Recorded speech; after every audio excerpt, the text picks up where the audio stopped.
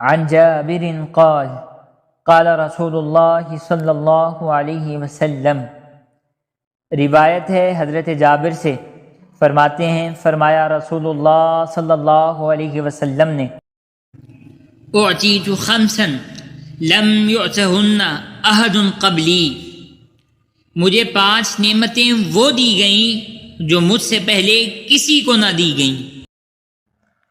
یہاں 5 فرمانا حصر کے لیے نہیں، بلکہ اس کے معنی ہیں کہ یہ 5 خصوصی فضیلتیں وہ ہیں جو میرے سوا کسی نبی کو نہیں دی گئیں۔ ہزارہ خصوصیات ہیں جو حضور انور ہی کو ملی، کسی اور کو نہیں ملی۔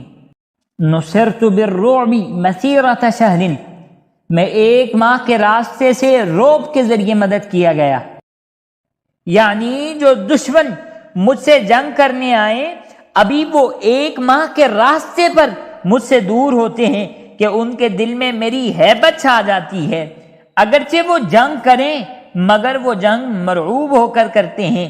یہ معجزہ کسی نبی کو نہیں دیا گیا۔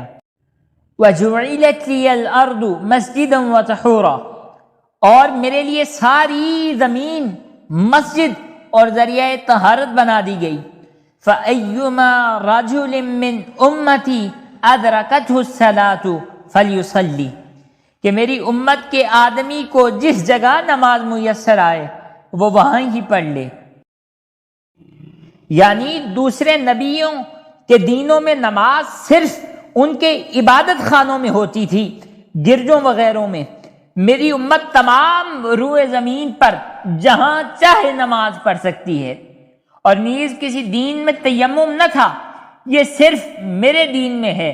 غسل اور بے وضوئی دونوں کا تیمم زمین پر ہو سکتا ہے، اور یہ ہماری خصوصیات میں سے ہے۔ وَأُحِلَّتْ لِيَ الْمَغَانِمُ وَلَمْ تَحِلَّ لِأَحَدٍ قَبْلِي، اور میرے لیے غنیمتیں حلال کر دی گئیں، مجھ سے پہلے کسی کے لیے حلال نہیں کی گئیں۔ چنانچہ پچھلے دینوں میں جہاد تھے اور ان جہادوں میں مال غنیمت بھی حاصل کیا جاتا تھا، مگر یہ مال غنیمت کسی پہاڑ پر رکھ دیا جاتا تھا۔ اگر اس میں کچھ غبن نہ ہوتا تو غیبی آگ آتی اسے کھا جاتی، اگر ذرہ بھر بھی غبن ہوتا تو آگ نہ آتی۔ ہمارے دین میں غنیمت کا مال مجاہدین میں بھی تقسیم ہوتا ہے۔ یوں ہی قربانی کا گوشت دوسرے دینوں میں کھایا نہیں جاتا تھا، بلکہ پہاڑ پر رکھ دیا جاتا تھا جسے آگ کھا جاتی تھی۔ اسلام میں قربانی کرنے والا بھی اور دوسرے بھی قربانی کا گوشت کھا سکتے ہیں۔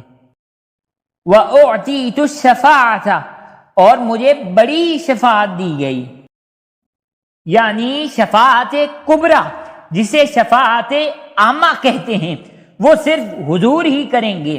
شفاعت صغریٰ دوسرے انبیاء، اولیاء، رمضان، قرآن، علماء، حفاظ بھی کریں گے۔ یہاں جو شفاعت مراد ہے وہ شفاعت کبریٰ ہے۔ وَكَانَ النَّبِيُّ يُبْعَثُ إِلَىٰ قَوْمِهِ خَاصَّةً، اور نبی خاص اپنی قوم کی طرف بھیجے جاتے تھے۔ وَبُعِثْتُ إِلَى النَّاسِ عَامَّةً، میں سارے انسانوں کی طرف بھیجا گیا ہوں۔ علماء کرام کے نزدیک اس فرمان عالی کے معنی یہ ہیں کہ آپ کی نبوت کے ظہور سے لے کر قیامت تک لوگ آپ کے امتی ہیں، خواہ کسی قوم کے ہوں، کسی جگہ کے ہوں، کسی وقت میں ہوں۔ صوفیاء کرام کے نزدیک از آدم علیہ السلام تا روز قیامت سب حضور کے امتی ہیں، حتیٰ کہ گزشتہ انبیاء کرام بھی۔